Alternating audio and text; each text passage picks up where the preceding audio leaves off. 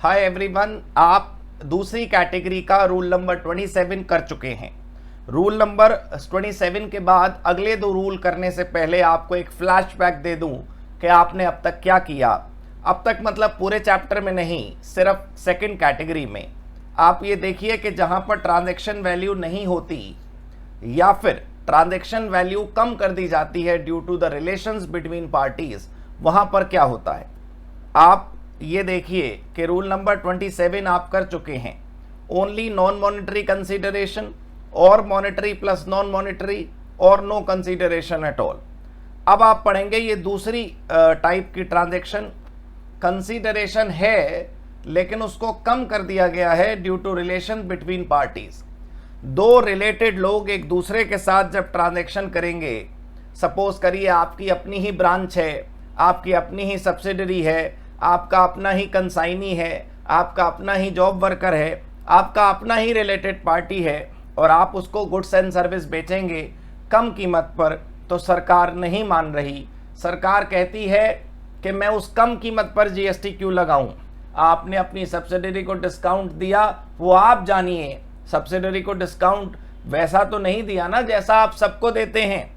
Subsidiary को आपने विशेष रूप से इसलिए डिस्काउंट दिया क्योंकि वो आपकी सब्सिडरी है, आपका उससे लगाव है, आपका उससे रिलेशन है। तो भाई जितना रिडक्शन कराए गलत हुआ है, इसको वापस एड बैक करो और फिर जीएसटी लगाओ। ये हमें यहां पर सीखना है। ये देखिए रूल नंबर 27 हम पढ़ चुके थे। अगर आपको थोड़ा बहुत याद आ गया हो मेरे इस समय बताने से तो अच्छी बात है, और अगर नहीं याद आया तो भी आप ऐसा ना करें कि बिल्कुल मतलब इस पर अटक जाएं कि भाई अब रूल नंबर 27 तो याद नहीं आ रहा तो फिर हम कैसे आगे बढ़ेंगे। That's not the right case. Rule number 28 शुरू करते हैं और 28 और 29, 28 एंड 29 अभी हम करेंगे। Right,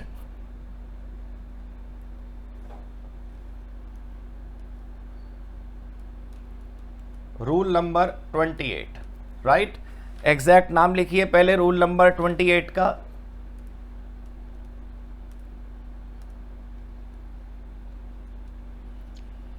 value of supply of goods or services between related persons or distinct person।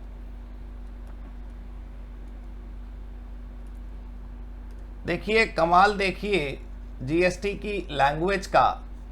Related का मतलब अपने होते हैं लेकिन डिस्टिंक्ट का मतलब पराये नहीं होते। मुझे उम्मीद है आप सबको रिलेटेड और डिस्टिंक्ट का मतलब पता होगा। रिलेटेड बड़ा आसान शब्द है और डिस्टिंक्ट सुनने में आसान है। भाई डिस्टिंक्ट मतलब अलग लोग, ऐसा बिल्कुल भी नहीं है दोस्तों। आपकी अपनी ही ब्रांच जो कहने को रिलेटेड है, लेकिन अगर उसने अलग जीएसटी रजिस्ट्रेशन ले लिया तो फिर उसे डिस्टिंक्ट कहते हैं। ये जो डिस्टिंक्ट है उसका मतलब है branch, unit, division of the same organisation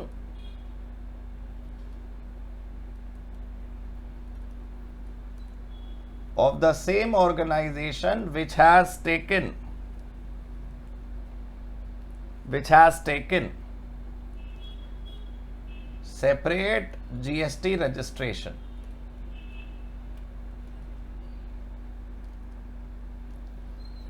तो प्लीज मेरी बात ध्यान से समझिएगा। जनरली हम कॉमन वर्ड्स और उनके कॉमन मीनिंग की वजह से कंफ्यूज हो जाते हैं। बच्चे को हेडिंग देखकर ये लगेगा, सामान्य बच्चे को, आपको नहीं, आप तो विशेष लोग हैं। बच्चे को, मासूम बच्चे को ये लगेगा कि भाई ट्रांजैक्शन जो है वो बिटवीन रिलेटेड और डिस्टिंक्ट पर्सन है, तो रिलेटेड अपने और डिस्टिंक्ट पराये। ना भाई ना, ऐसा बिल्कुल नहीं है। रिलेटेड अपने जरूर हैं लेकिन डिस्टिंक्ट पराये नहीं है। डिस्टिंक्ट वो लोग हैं जो हैं तो अपने, लेकिन उन्होंने अलग जीएसटी रजिस्ट्रेशन ले रखा है अपनी अकाउंटिंग की वजह से, तो कानून में उनको अलग पर्सन माना जाता है, जीएसटी में उनको अलग पर्सन माना जाता है। क्लियर हो गई जी बात। अब जरा देखिए रूल 28 क्या है। Point 1, Rule 28 covers transaction between related and distinct person.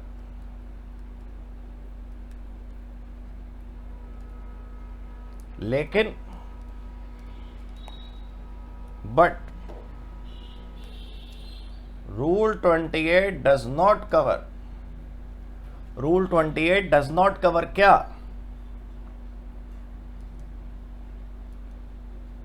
Transactions between principal and agent.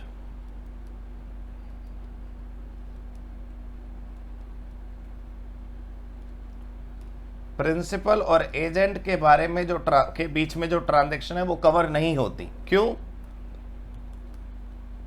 It is because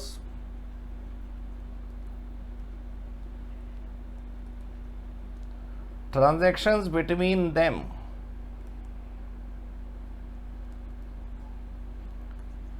are covered by Rule 29। Rule number वैसे ये तो 5-6 ही हैं, आप याद कर लीजिए, नहीं याद रहे तो कंफ्यूज नहीं होना है। प्रैक्टिकल क्वेश्चन आपके सामने आए, आप उसको सही तरीके से एक्सप्लेन कर दीजिए, आप लिख दीजिए एज पर प्रॉपर रूल, काम खत्म हो गया। डरने की जरूरत नहीं है पेपर में। But rule 28 does not cover transaction between principal and agent. Clear हो गई जी बात? अब जरा समझने की कोशिश करते हैं ये बताना क्या चाहता है।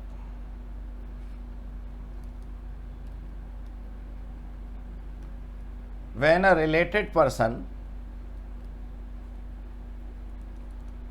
or distinct person transfers goods या services to his related person या distinct person,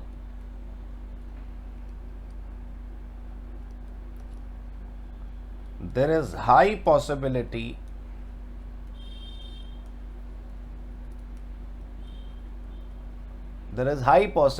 of reduced price। है ना जी भाई? प्राइस जो रिलेटेड लोग हैं, जो दो रिलेटेड लोग आपस में ट्रांजैक्शन कर रहे हैं, जब वो एक दूसरे से ट्रांजैक्शन करेंगे तो जनरली जो मार्केट प्राइस वो लोग चार्ज करते हैं वो वाला प्राइस ये चार्ज नहीं करेंगे, थोड़ा कम चार्ज करेंगे। There is high possibility of reduced price। Clear हो गई बात? It means transaction may take place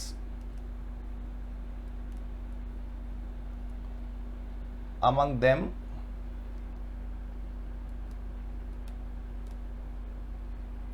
at a price lesser than open market value. है ना भाई? इट मीन्स ट्रांजैक्शन में take place among them at a price lesser than, ये lesser है, lesser than open market value. आप सीन समझिए, rule क्या कहता है, जीएसटी में कॉम्प्लेक्सिटी क्या है इस टॉपिक को लेकर, प्रैक्टिकल क्वेश्चन कैसे सॉल्व होगा। अब अगर वो बातें आप दिमाग में रखेंगे तो फिर ये आसान सी बात कैसे दिमाग में आएगी। जिस पल आप मेरी जो लाइन सुन रहे हैं, अगर आपको सिर्फ वो समझ आ जाए तो बात पूरी हो गई, काम हो गया कंप्लीट। यहां देखिए आपने लिखा इट मीन्स ट्रांजैक्शन जब रिलेटेड लोगों के बीच में होगी, उन लोगों के बीच में होगी जो अपने हैं लेकिन जीएसटी रजिस्ट्रेशन की वजह से केवल डिस्टिंक्ट माने जा रहे हैं, तो वो ट्रांजैक्शन एक ऐसे प्राइस पर होगी जो ओपन मार्केट वैल्यू से कम पर होगा। Right?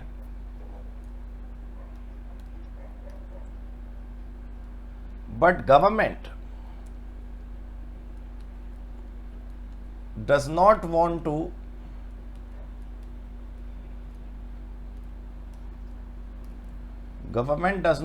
to lose revenue, so it does not accept GST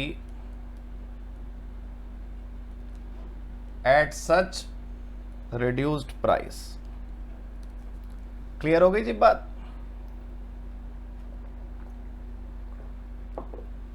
but government does not want to lose revenue, so it does not accept GST at such reduced price. Clear हो गई जी बात? पक्का समझ आ गया? ठीक।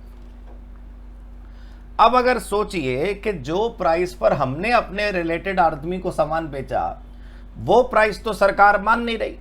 सरकार कह रही है ये तो कम कीमत है, मुझे तो ज्यादा पर नॉर्मल वाला जो रेट है उस पर जीएसटी चाहिए। तो फिर वो नॉर्मल रेट कैसे पता लगेगा, जरा वो देखते हैं।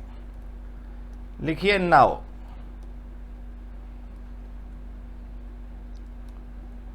when government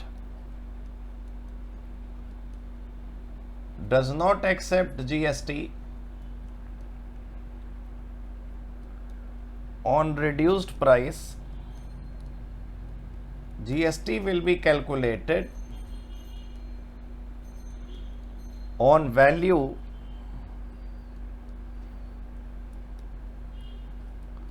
computed as follows। अब यहां वाली जो लाइनें हैं उनमें अगर आप कुछ कर रहे हो तो बिल्कुल आप अपना जो आंखें, अपनी जो पांचों सेंसेस हैं वो इधर लगा दें, बिल्कुल सब कुछ भूल जाइए और सिर्फ इसी को देखिए। बहुत ध्यान से देखिए यहां पर आप क्या पढ़ रहे हैं। Now when government does not accept GST on reduced price, GST will be calculated on value computed as follows. अब आपको पता चलेगा कि भाई उस कम वाले प्राइस पर तो सरकार मान नहीं रही, उस रिड्यूस्ड प्राइस पर तो सरकार मान नहीं रही, तो फिर किस प्राइस पर मानेगी, कितने कीमत पर जीएसटी लगाएं, कौन सी वो वैल्यू है जिस पर जीएसटी निकलेगा, वो अब हम समझेंगे। अब जरा ध्यान से देखिए, case 1, case 2।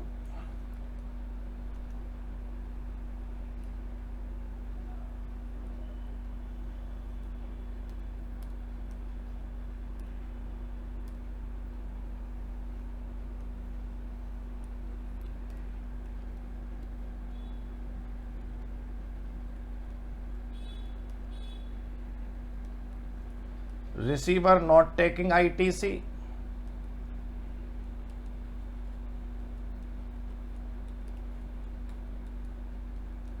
Receiver taking ITC. अगर आपको पता है कि आईटीसी किसे कहते हैं तो बहुत अच्छी बात है, लेकिन अगर आपको नहीं पता कि आईटीसी किसे कहते हैं तो बस आप ये रूल याद कर लीजिए और आईटीसी क्या होता है बस इसका इंतजार करिए समझने का। आप आईटीसी के चैप्टर में ये समझ लेंगे। ठीक है, आप जरा ध्यान से देखिए।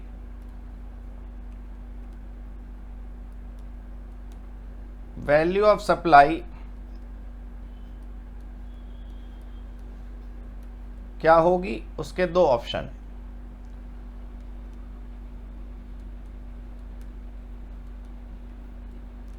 यहां पर भी वैल्यू ऑफ सप्लाई क्या होगी, इसके दो ऑप्शन।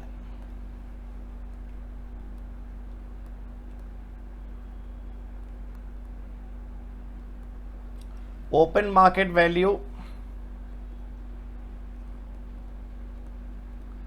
ऑफ दीज गुड्स और लाइक गुड्स। सर्विसेज भी है, मतलब वो तो एक ही बात है, आप समझदार हैं। ठीक है, और दूसरा पहला वाला जो विदाउट आईटीसी मैं लिख लेता हूं, फिर 1 मिनट आपको बताता हूं।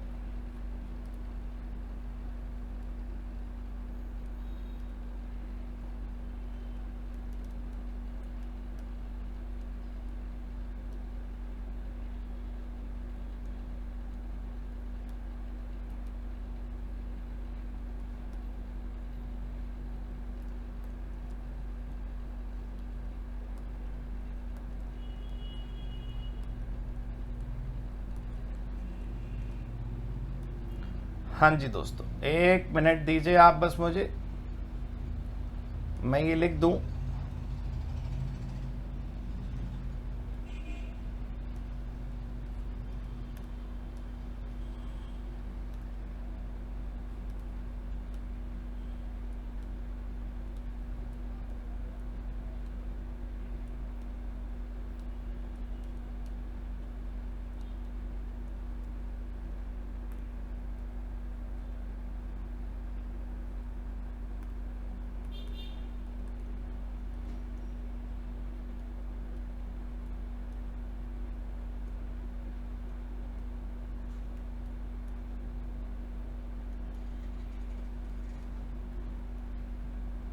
भाई ये जो आप लिख रहे हो मैं आपको बोलकर सुना देता हूं, पहले आप लोग ना लिख लो 1 मिनट।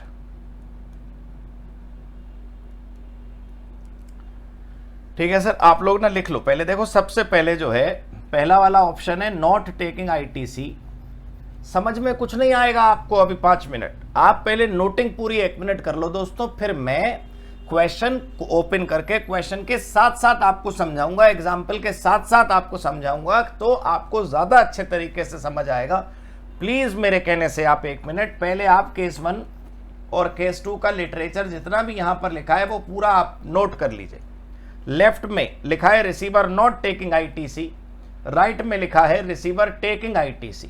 पहला वाला है रिसीवर नॉट टेकिंग आईटीसी और दूसरा वाला है रिसीवर टेकिंग आईटीसी। इतना लिख लिया आपने। अब नो आईटीसी वाले में मैं शॉर्ट में यहां पर भी लिख देता हूं नो आईटीसी और यहां आईटीसी, ताकि और कंफ्यूजन ना हो आपको। नो आईटीसी वाले में जो 2 ऑप्शंस हैं उनमें विचएवर इज हायर या विचएवर इज लोअर करके नहीं देखना है आपको। 2 ऑप्शन में से सेलर की जो मर्जी उस प्राइस पर जीएसटी सरकार को दे दे। इसका मतलब तो यही हुआ ना कि सेलर तो अपने आप कम वाला ढूंढेगा।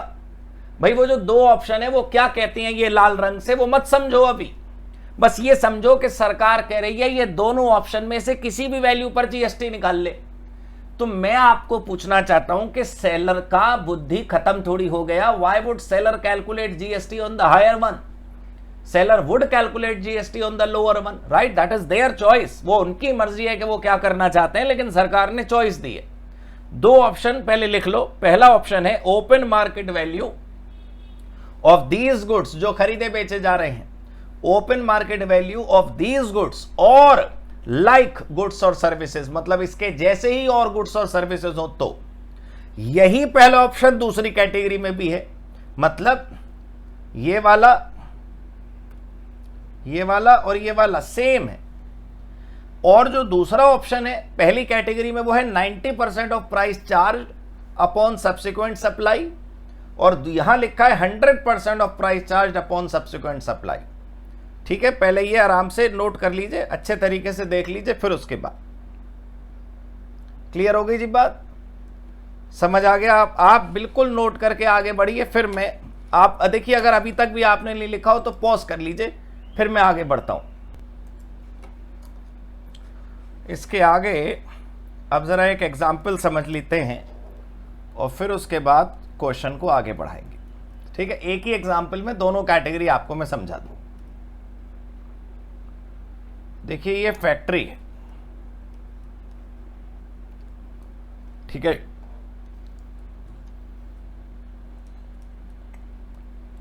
डिपो समझते हैं आप? DEPOT, डिपो एक ऐसी जगह होती है जहां पर गोडाउन होता है, फैक्ट्री अपना माल बनाकर वहां रखती है और फिर वहां से वो माल आगे बेचा जाता है, राइट? फैक्ट्री ने डिपो को माल भेजा और फिर डिपो आगे किसी और को माल भेजा। फैक्ट्री जो है वो यूपी में है और जो डिपो है वो सपोज करिए जम्मू कश्मीर में है। अलग अलग दोनों राज्य हैं, दोनों ने अलग अलग जीएसटी रजिस्ट्रेशन लिया होगा। बहुत अच्छे से समझ लीजिए कि आपकी फैक्ट्री यूपी में है और आपकी डिपो जम्मू कश्मीर में है। आपकी फैक्ट्री जो यूपी में है उसने माल बनाया और माल बनाकर कहाँ दे दिया? जम्मू कश्मीर में डिपो को, जो आगे बेचे। यहाँ तक क्लियर हो गई ना बात? पक्का समझ आ गई जी? अब जो यहाँ से सप्लाई हुई, सप्लाई ऑफ गुड्स यहां से यहां तक हुआ, सप्लाई ऑफ गुड्स फैक्ट्री से डिपो तक हुआ, वो फ्री में हुआ, एट नो कॉस्ट। लेकिन ये जो माल फ्री में गया, फैक्ट्री ने अपना माल फ्री में डिपो को दे दिया, उससे कोई पैसे लिए ही नहीं। सरकार कह रही है देख बेटा दूसरे राज्य में तेरा माल जा रहा है, तू उससे कोई पैसे नहीं ले रहा अपनी डिपो से, तेरी अपनी डिपो है, तेरी अपनी फैक्ट्री है, दोनों का एक ही मालिक है, भाई तू जान, हमें नहीं पता, हमें तो जीएसटी चाहिए। ये है सवाल, समझे आप? सवाल ये है कि उत्तर प्रदेश की फैक्ट्री जब माल बनाकर जम्मू कश्मीर को की डिपो को सामान भेजेगी तो पुलिस या जीएसटी अधिकारी ये सवाल पूछ रहे हैं कि भाई जीएसटी क्यों नहीं दिया? वो यूपी की फैक्ट्री कह रही है किस बात का जीएसटी दूं भाई साहब, ये तो फ्री ट्रांजैक्शन है, नो कॉस्ट या लो कॉस्ट, ठीक है। लेकिन सरकार कह रही है भाई तू फ्री में बेच, तू अपना कम पैसे में चार्ज कर, वो हमें नहीं पता, हमें जीएसटी चाहिए। ठीक है सर, तो वो जब जीएसटी निकालें तो किस वैल्यू पर निकालें? ओपन मार्केट वैल्यू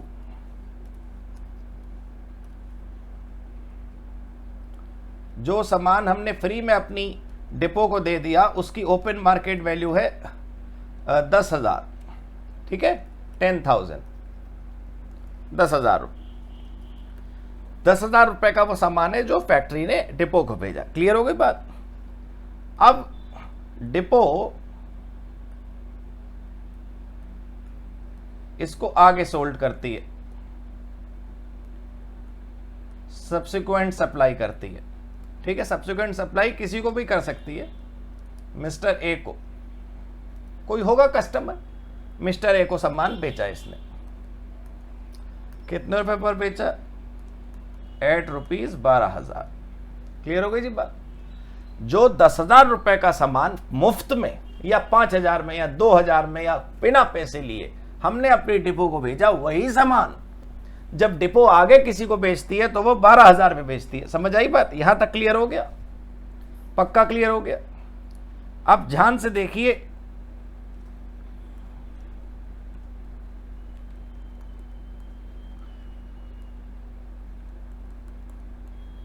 दोनों केस समझाऊंगा मैं।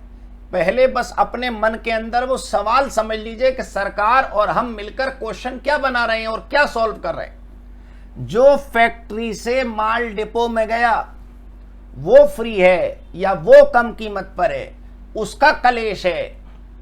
कलेश इसका नहीं है कि सब्सिक्वेंट सप्लाई कितने में हुई। सब्सिक्वेंट सप्लाई तो 12,000 में हुई, उस पर 12,000 पे जीएसटी लगेगा, वहां कोई रिश्तेदारी थोड़ी हो रही है। सवाल यह है कि transaction between factory and depot, मतलब आपको निकालना क्या है? क्वेश्चन है क्या? Value of transaction between factory and depot. समझे आप? ये निकालना है आपको। आपको पता लगाना है कि फैक्ट्री से जो माल डिपो गया, जो कम कीमत पर या फ्री गया, हमारे एग्जाम्पल में तो हमने फ्री भेज दिया, जिसका ओपन मार्केट वैल्यू 10,000 का है। अगर ये डिपो की जगह किसी और को बेचते तो हम 10,000 में बेचते। हमने 10,000 की वर्थ का माल मुफ्त में अपने डिपो को दे दिया, उस पर जीएसटी कितने पे लगेगा? ऑप्शन 1 क्या था बताइए? No ITC. और ऑप्शन 2 क्या था? आईटीसी। मतलब जो रिसीवर है, रिसीवर कौन है? डिपो। डिपो जो माल रिसीव कर रही है वो अगर आईटीसी लेती है तो अलग केस है और नहीं लेती तो अलग केस है। 2 ऑप्शन क्या थे देखिए? पहला, ओपन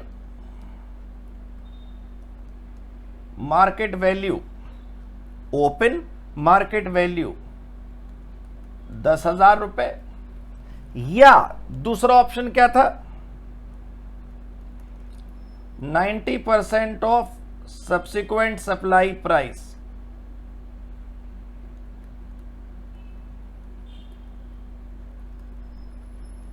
%90 ऑफ 12,000। 12,000 का 90% कितना? 10,800। एक बार चेक कर लेते हैं।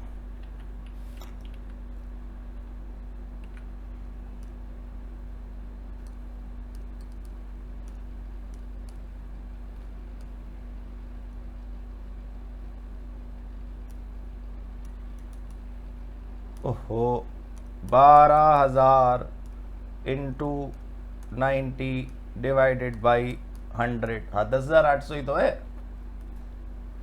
तो ये हो गया 10,000 और ये हो गया 10,800। तो ये 10,000 वाला चूज कर लेंगे हम। ओपन मार्केट वैल्यू कम है भाई, हम ज्यादा वाला क्यों चूज करेंगे? हमने विच एवर इज लोअर नहीं लिखा था, लेकिन फिर भी दोस्तों विच एवर इज लोअर नहीं लिखा था, तब भी सरकार ने हमारे ऊपर छोड़ा कि हम किस प्राइस पर जीएसटी लेना चाहते हैं। तो हमारी मर्जी, कोई सा भी ले लेंगे हम, हमारा ऑप्शन है, हमारे मन है। अच्छा, दूसरा केस क्या है? ओपन मार्केट वैल्यू कितनी? 10,000 और 100% ऑफ सब्सिक्वेंट वाला प्राइस वो कितना है? 12,000।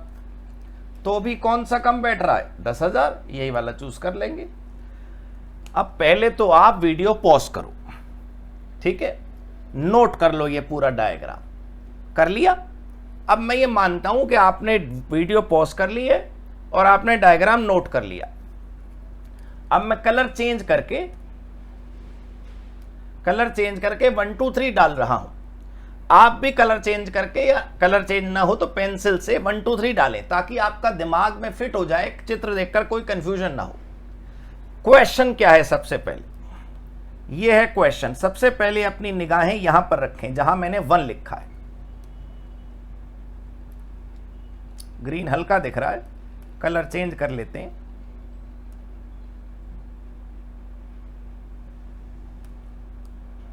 ये सही है, ठीक है ना। 1, सबसे पहले 1 देखें आप। सबसे पहले पॉइंट 1, वैल्यू ऑफ ट्रांजैक्शन निकालनी है आपको। वो वैल्यू निकालनी है जिस पर जीएसटी लगेगा। कौन सी ट्रांजैक्शन की वैल्यू निकालनी है? जब फैक्ट्री ने माल भेजा था डिपो को, जिसमें हमारी फैक्ट्री सेलर थी और हमारी डिपो जम्मू कश्मीर वाली रिसीवर थी। तो अगर रिसीवर आईटीसी नहीं लेता तो अलग केस है। दूसरा पॉइंट, दूसरा ध्यान यहां लगाएं आप, राइट। और तीसरा पॉइंट यहां पर लगाएं, केस 2 और केस 1 का डिफरेंस आपको समझ आना चाहिए। रिसीवर मतलब हमारी जो डिपो है, अगर वो आईटीसी नहीं लेती तो 2 में से एक ऑप्शन पर जीएसटी लगेगा। 2 में से एक ऑप्शन को वैल्यू ऑफ सप्लाई बोलेंगे। वो 2 में से एक वैल्यू क्या थी? जो हमने अपनी ही डिपो को मुफ्त में या कम कीमत पर माल बेचा, उसकी ओपन मार्केट वैल्यू जो कि 10,000 थी। या यही डिपो जो माल रिसीव कर रही है अगर आगे बेचेगी तो कितने में बेचेगी, उसका 90%। इन दोनों में से जो मन करे वो उठा लो। तो हम तो लोएस्ट ही उठाएंगे, लेकिन पेपर में लोएस्ट लिखना नहीं है, विच एवर इज लोअर, अपनी मर्जी से चूज करना। दूसरा केस है कि अगर जो रिसीवर है, जो डिपो है, जो जम्मू कश्मीर की डिपो है, वो अगर आईटीसी ले रही है तो कितने पर जीएसटी लगेगा, तो क्या वैल्यू ऑफ सप्लाई होगी। तो वहां पर वैल्यू ऑफ सप्लाई के 2 ऑप्शन क्या थे? ओपन मार्केट वैल्यू, वो सामान जो डिपो को फ्री में मिल गया, वो अगर कहीं और से खरीदती तो 10,000 में मिलता। या दूसरा ऑप्शन क्या है? यही सामान अगर किसी और को बेचा जा रहा है आगे सब्सिक्वेंट सप्लाई में, तो कितने में? उसका 100%, मतलब 12,000 का 100%। तो ऑप्शन आए 10,000 और 12,000। ये केस है पूरा। समझ आई आपको? बहुत अच्छे तरीके से अगर आप ये समझ लें। मैं क्वेश्चन और आंसर अलग अलग कर देता हूं, क्वेश्चन हाईलाइट कर देता हूं। इतना क्वेश्चन है, ठीक है, और ये जितना बिना हाईलाइटेड इस समय स्क्रीन पर है वो आंसर है। आप बढ़िया तरीके से इसको नोट कर लीजिए और फिर मैं क्वेश्चन कराता हूं। क्लियर हो गई जी बात? आपको अच्छे तरीके से समझ आ गया। रूल नंबर 28, रूल नंबर 28 पर कितने क्वेश्चन है?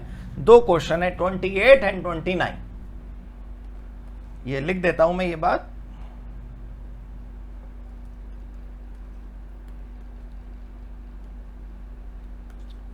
Question number 28 and 29। तो अब क्वेश्चन नंबर 28 एंड 29 पर आ जाइए, शुरू करते हैं।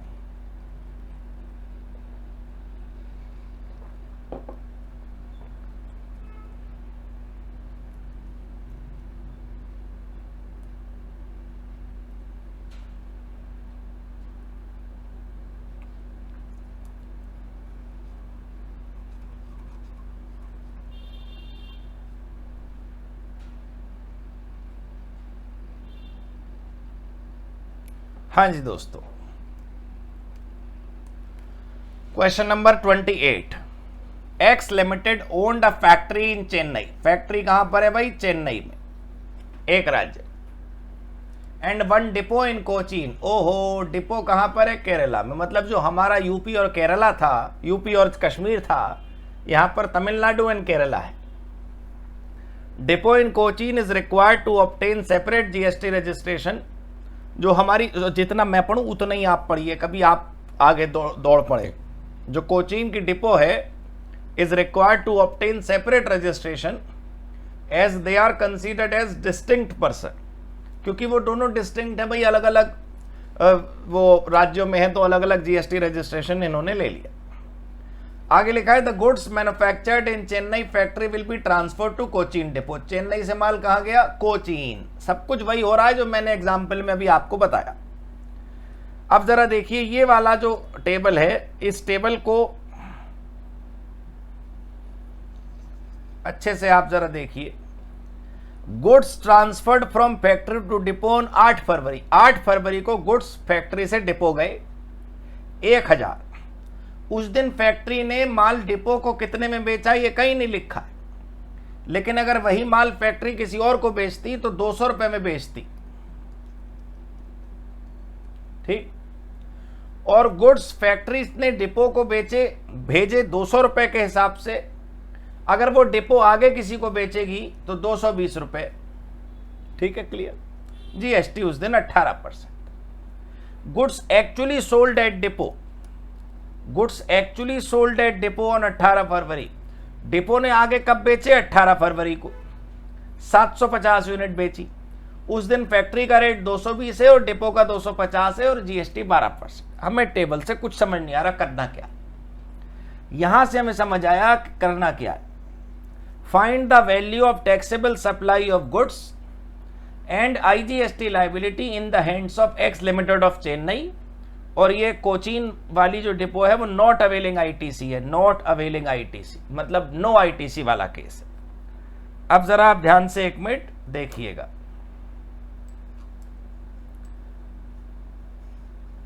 क्वेश्चन की आखिरी 2 लाइनें देखिए। क्वेश्चन वाला क्या कह रहा है? क्वेश्चन वाला कह रहा है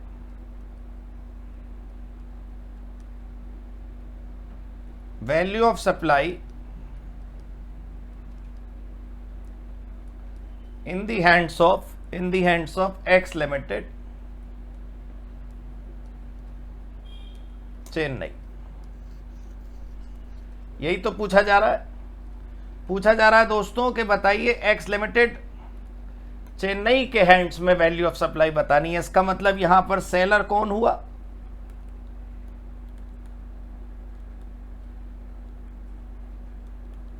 चेन्नई। और बायर कौन हुआ? डिपो कोचीन, है ना। तो आपको ट्रांजैक्शन जिसकी वैल्यू बतानी है वो ट्रांजैक्शन कौन सी है? एक्स लिमिटेड ने जो सामान भेजा। आपको दोस्तों इस दूसरी ट्रांजैक्शन से कोई मतलब ही नहीं है। सबसे पहले तो इसे उड़ा दें, ये खत्म हो गई, कंफ्यूज करने के लिए दे रखी है। भाई क्वेश्चन क्या साफ साफ कह रहा है? In the hands of x limited Chennai बतानी है। मतलब एक्स लिमिटेड जो सेलर है वो सरकार को कितना जीएसटी जमा करेगा। तो दूसरी जो पॉइंट है उसमें तो गुड्स डिपो ने आगे बेचे, उसमें तो डिपो सेलर है। हमें तो ट्रांजैक्शन बतानी है पहली वाली जिसमें फैक्ट्री ने डिपो को माल भेजा या बेचा 8 तारीख को, उस ट्रांजैक्शन की वैल्यू निकालनी है। तो सबसे पहले तो ये बात समझ आ गई। और फिर आपको ये पता है कि ये नो आईटीसी वाला केस है। तो नो आईटीसी वाले केस में क्या होता है? देखिए वैल्यू ऑफ सप्लाई क्या होगी? ऑप्शन 1, थोड़ी थिकनेस इसकी कम कर लेते हैं। हाँ, ऑप्शन 1 क्या है? Open market value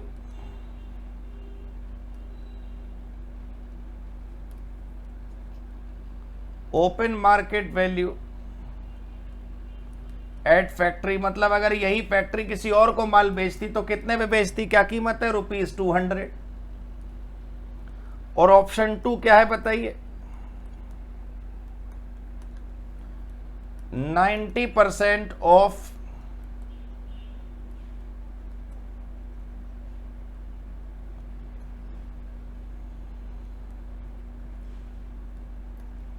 90% of subsequent supply price.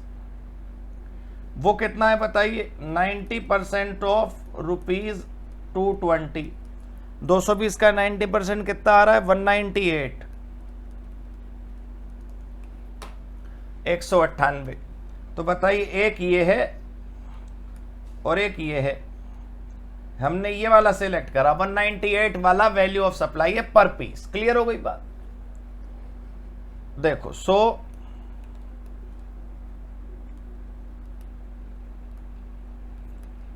Value of supply कितनी हुई? 198 और पीस कितने? 1000 ना। तो बस 1,98,000 रुपीज हो गया। और IGST कितना लगेगा? 1,98,000 का 18% कितना आया? 35640।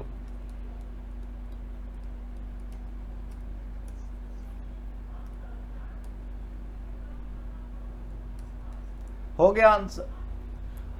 आप सिर्फ ये देखिए कि क्वेश्चन में अननेसेसरी टेबल के अंदर दो दो लाइन गिवन थी। एक लाइन के अंदर फैक्ट्री डिपो को माल दे रही थी और दूसरी लाइन में डिपो आगे किसी को बेच रही थी। 18 तारीख को डिपो ने आगे किसी को बेचा, उसकी तो वैल्यू ऑफ सप्लाई पूछी नहीं है। उन्होंने पूछा है value of supply in the hands of factory in the hands of x limited Chennai. तो बस 8 फरवरी वाली जो ट्रांजैक्शन है उसकी वैल्यू ऑफ सप्लाई निकालनी थी। पॉज करके नोट कर लीजिएगा। अब जब सेलर एक्स लिमिटेड है तो एक्स लिमिटेड ने ओपन मार्केट वैल्यू में अगर किसी और को दिया होता तो 200 रुपए में दिया होता। तो या तो ओपन मार्केट वैल्यू लेनी है या फिर डिपो आगे जिसको बेच रही है उसका 90%। ये है क्वेश्चन। बिल्कुल आप पहले नोट कर लीजिए, बिल्कुल इसी की नकल है अगला क्वेश्चन। बस वहां पर आईटीसी नहीं होगा, यहां पर आईटीसी नहीं था, वहां होगा आईटीसी। ठीक है, नोट करिए आप। एक सेकंड बस।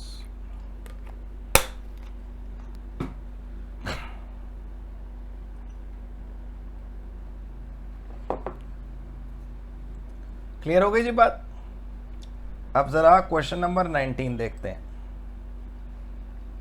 19 नहीं 29। हाँ, यहां पर क्या देखिए, मैं हाईलाइट करके बस वही चीज दिखाऊंगा जो डिफरेंस है।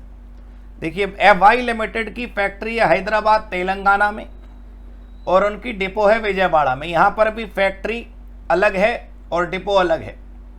Depot in Vijayawada is required to obtain separate GST registration as they are considered distinct person under section 25 subsection 4। Goods manufactured in Hyderabad factory will be transferred to Vijayawada where it will be sold as it is. Depot in Vijayawada is availing ITC। ये फर्क है बस। ठीक है, अब देखिए value of supply बतानी है, IGST बताना in the hands of x limited Chennai. तो पहले तो इसे सही करिए, एक्स लिमिटेड नहीं है, ये वाई लिमिटेड है और ये चेन्नई नहीं है, ये हैदराबाद है। वो पिछले क्वेश्चन को डिफरेंस करके बनाया ना सवाल, तो वो कॉपी करने में गलती हो गई होगी। तो ये वाई लिमिटेड हैदराबाद के हैंड्स में बताना है। तो इसका मतलब सिर्फ पहली वाली जो ट्रांजैक्शन है जिसमें फैक्ट्री ने माल दिया है वो उसकी वैल्यू निकालनी है। दूसरे में डिपो ने कितने में बेचा हमें उससे कोई मतलब नहीं। क्लियर हो गई बात। अब ब्लू कलर से देखिएगा, मैं आपको बता रहा हूं होगा क्या। पहला क्या होगा, ऑप्शन 1 200 रुपए और ऑप्शन 2 220 रुपए। दोनों में से कोई सा भी ऑप्शन चूज करा जा सकता। यहां नीचे आंसर 220 लिया गया है, लेकिन यह जरूरी नहीं है कि 100% वाला प्राइस लें, जरूरी नहीं है कि 220 वाला प्राइस लें। 200 और 220 दोनों में से कोई सा भी प्राइस ले सकते हैं, बस उसका 18% GST निकाल देना है, हो गया question. It is so easy you know. आप प्लीज याद दिला दूं आपको, विच एवर इज लोअर नहीं है, विच एवर इज हायर नहीं है, ना लोअर है ना हायर है, दोनों में से कोई सा भी प्राइस ले सकते हैं। ओपन मार्केट वैल्यू और सब्सिक्वेंट सप्लाई का 100%, दोनों में से जो चूज करें आप, ना विच एवर इज लोअर है ना विच एवर इज हायर है। तो सर फिर इन्होंने ज्यादा वाला क्यों लिया, कम वाला लेना चाहिए था। दोस्तों सिर्फ और सिर्फ तब ऐसा हो सकता है जब हम जिसको माल बेच रहे हैं उसे ITC चाहिए, उसको ज्यादा ITC चाहिए, उसको ज्यादा परचेस का टैक्स चाहिए। तो हमने कहा तू ज्यादा वाली कीमत पे टैक्स लगा ले, कोई बात नहीं, ITC तुझे ज्यादा मिल जाएगा। ये बात आप ITC के चैप्टर में समझ चुके होंगे या समझ जाएंगे। फिलहाल रूल नंबर 28 पूरा हुआ। रूल नंबर 28 के जो 2 क्वेश्चन थे वो पूरे हुए। मुझे उम्मीद है आप अच्छे तरीके से इसे समझ चुके होंगे। Right, thank you so much.